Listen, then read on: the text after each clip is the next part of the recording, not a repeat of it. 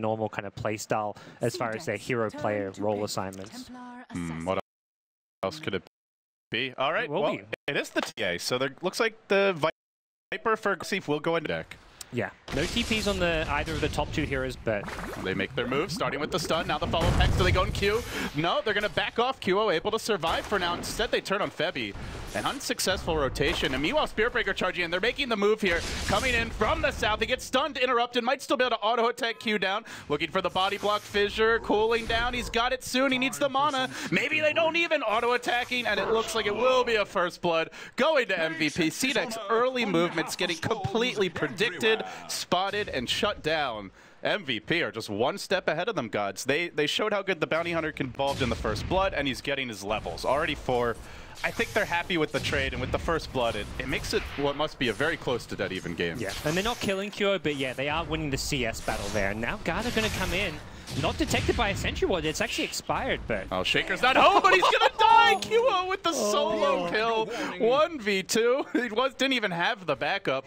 That auto can go for a kill here. They've got the level 6 on Spiritbreaker, and anyone who's caught is in a lot of trouble. Another strike coming through to start it off a little bit early. He jumped the gun, but they're going to go anyway. Call down. May get 2, may get nothing. It does clip both once. Not the second time they'll isolate Q. They will bring him down, but the 2-hero stun comes through. He survives. QO cuts him off at the pass. But that's a gyrocopter TP just to kill a support. Pretty big investment, and it may open Nuts up to a counterplay here as they move in. XC though. They look to bring the Spiritbreaker and the gyrocopter to the Storm for fights, but... Oh, they had a hook, but he hooks the Rage Creep. XZ, not the start he was hoping for, and there's really no way to stop a charge out. In fact, March has other plans. He charges in, gets the initial stun. He doesn't have mana for the Nether Spring. He's trapped himself in the trees. That's unfortunate, but QO arrives. Call down coming through. The Fissure's there as well. XZ just on the boundary of the call down. Won't get hit by it, but Aggressive will take a pounding. Cheeky tries to run in. Quickly realizes that's not happening. Now on the retreat, another charge from March. He gets cogged back, but he keeps on running in regardless. KP's there to clean up the refraction charges. Does Shiki even have a point and meld yet? He does. He may need to use it here to survive. Refraction still cooling down. Rocket Barrage. There's the meld, but now he's trapped. A big ball from Storm. QO ends him, and now it's 5-1. MVP. They are really coming out of the gates towards top. There's no lane ward here. It is daytime.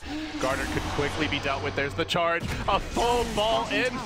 There you go. Now he comes in. He'll take the last hit. Thank you very much. March, I'll collect that kill. And, well, gods, fast Bloodstone appears to be in the works here for QO, despite what's his hit level 7 on Witch Doctor. So even a level 4 paralyzing cast is going to dominate anytime CDEC are grouped up too much. Garner will find Nuts here at the bottom side of the map. Quickly charge, and then the Death Horde coming out. They're going to go for this one. He survives for now. The Maledict will take him low. Ball in. QO looking for his 6th kill of the game. Oh, March takes it. But QO able to be involved in that one. Still the leader in net worth, despite getting heavily out. He gets that. That's where maybe CDEC can look to start actually contesting MVP head-on in a larger clash. Yeah, I think TA looking to rush a Blink Dagger perhaps has saved up close to enough money for it. Oh, XC, it looked like he had an amazing hook on 2 supports, but instead he gets charged. Then the Nether Strike attempted. Double damage and getting stolen by the Lion. Nice retreat. The call down doesn't really accomplish a whole lot. First kill of the fight is against the Earthshaker. Got caught a bit out of position, but the clock's the trade. This actually looks pretty decent for CDEC here. They go in with the finger. A second kill coming out. QO's going to have to retreat. They charge the Spiritbreaker away. Even the Witch ended up just being, it was great that he soaked up so many of the spells. QO does have 15 stick charges here. Should be pretty difficult to bring down. But gods, that is a straight Deso Rush. No Blink Dagger for our Templar Assassin here. And with this, Shiki can look for a very early Roche. He is also going to be very scary if they don't focus him first in the fights. They fall in, now they're going to initiate, but it's on Aggressive. Actually charging past on the Shiki. The Fissure comes through, connects on 2. And now the call down as well. Aggressive brought down off the bat. The TA unable to find openings, driven back by the Death Lord, but there's the hook. Isolates to a follow-up stun. Very nicely done by QO. He'll bring down Febby. They look for a bit more. The Templar Assassin did fall, though. That's the big damage deal you have to counter first, and they take her down. And with that, it's going to be a route the other direction, despite the huge item pickup. Unable to get it involved. 3 for 1 the trade. MVP bouncing right back. Yeah, the difference this fight compared to throw everything at him, he will die. And if you can get that quick pick off the Son of Fight off, you're going to be looking good. Oh, they're going to fight this. There's the call down. Hits on 2. Now XC wants to run. Mech coming through. March with the big charge. Again finds 2 with it. The Fissure's there as well. And now the Death Ward comes out. That's 2 quick picks, and they look for more. They've got eyes on Garter. Then the Storm balls in. QO going deep. Another sentry to play. Can they finish him? Yes, sir. You betcha. As the Echo Slam from Febby seals his fate. 3-0. And this really seems to be the emerging story for MVP. If you want to fight them, benefits to the fast Deso, but with the tier 1 still at bottom and always a 5v5 clash, there's been no downtime to go for it. And now the pressure comes on mid. As CDEC smokes, they head up from the southern side of the river, looking for a leap in. It's got to be the Clockwork who starts this fight. Will he find the good hook to begin an XC? Throwing out the rocket, he hooks in. He isolates KP, who does not have a BKB as mentioned. He went for that early. Sanjiasha, he'll go down quickly. March also fingered and dealt with off the bat. And TA has not been contested. They buy back. The Spirit Breaker immediately looking to counterplay this, but it's a 3-for-1. The team that gets the jump. See the Storm in mid lane who gets caught out. They find the Ancients, then they find the 2 heroes at top lane. There's a Ward mid. Might be a solo jump here on the Clockwork. Does our Storm want to go for it? QO just desperately clawing for any sort of play, but with Clock having a Blade Mail as well as a Ghost Scepter, that's not the solo kill you're looking for. Maybe even tries to cut the wave or something like that. No, doesn't seem to be the case as they backstab KP, and in goes Shiki with a freshly picked up BKB, but he gets Fissure blocked away, then charge. That's going to use up pretty much all of the BKB. Aggressive also found one. Now the hook, isolating Febby. Great catch there by XC. That will end the Earthshaker and keep him out of the team fight, but the Death Ward's going for Nux. They need to focus him. They will. QO dies as well. CDEC just overrunning MVP, and they're forced back towards the base. They're going to lose a tier 2. With what they can see on the map to find those pickoffs. It seems like they want to go now, guys. Viper picking up a late drums around 27 minutes. And everybody just rotating on the mid lane. They've got 5 heroes in deep March. He tries to charge, then realizes his folly. Will back off. There's the Fissure. 3 hero call down coming through. Is that going to be enough, though? The big ball in from QO. Tries to finish off QO. Will finish off QO and gets the kill. XC driven back by the Death Ward. Very nicely fought here so far for MVP. They still have Echo. CDEC got to be careful about diving much farther. There's the Fissure. Only connects on one. Spirit Breaker charging away to the north. Get me the hell away. Beam me up, Scotty. He's split pushing top lane. And he will continue. Garter gets clobbered by Febby, and meanwhile the Spirit Breaker just continue to be out of the fight. They will lose him. The Storm as well as the Earthshaker falling here in the end. March does TP home in the end. But they hold for now. They bring down 3, they give up 2.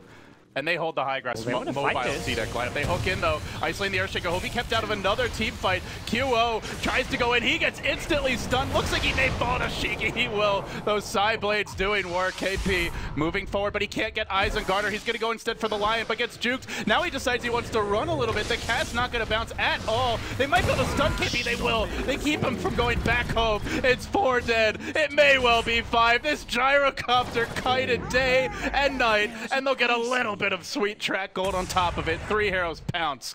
CDEC thoroughly outplaying MVP. The fight goes a long time. He'll make it there towards the end for maybe some cleanup, but CDEC just saw everything coming their way with that vision. Oh, Storm balling in. He does get hexed though. No. QO trying to stall this push is gonna die another time. No Bloodstone Deny available. Got cogged back anyway. Wouldn't have mattered. And he's out of the game for 50 seconds, Gods. That's at least 1 lane of racks. No. Oh, there is an Echo Slam soon. Febby's just about got it. But is it going to be enough, though? It's level 1, and CDEC are really not. They're going to be split up. They're not going to position for a big Echo. Well, presumably they're not. They know it's available. They know it's coming their way, so. And they've got BKBs here on the cores ready to roll. Aggressives has cooldown. Shiki's going to move in. They throw the Solar Crest on him, and they're behind in the laning stage, and then still find a way to just turn the game right on its head. They were never really that far behind anyway, and all of a sudden, they're looking for Megas here. They do isolate Shiki with a very nice Fissure, but is that going to be enough? Call down comes through as well. It connects on 4. This is the perfect fight if MVP are going to ever find one. They commit deep onto XZ. They may bring him down. Shiki's already used his BKB, but look at the damage on Q. Almost finishes him off instantly. Can't quite do it. Aggressive isolated. Just an amazing hold here by MVP. They'll pop the Aegis. They bring down 3 more. They might even get the TA again. Now, she will retreat to the MVP fans' minds here. As CDEC smokes up. They're looking for some aggressive plays of their own. It's quickly broken. They do Fissure XZ. Do they try to initiate on him? No. The jump's there onto Q. Now there's an Orchid available, but too much damage coming out from Cheeky. They hook in onto March, try to isolate him. The Fissure drive-by along with the Echo Slam, not quite enough. They end up losing the Earthshaker here quickly. KP trapped in the cogs, looks to run, but with Track there, a slightly disorganized fight from MVP, and it's a rout, and it's GG. CDEC again showing that they seem to be kings of the mid-game, at least when it comes to this wildcard qualifier. They threw everything they had on a Lion, and he survived. That was incredible. That was a great hookshot, canceling the Spirit Breaker BKB charge, and they just, I mean, at that point, you're in a desperate position. You're trying to go for that big play. You scout out the smoke ring. You had the high ground advantage. You say, okay, we saw them, but then they gave away their high ground advantage by chasing across river, and then it was essentially CDEC who had Very late stage of the draft.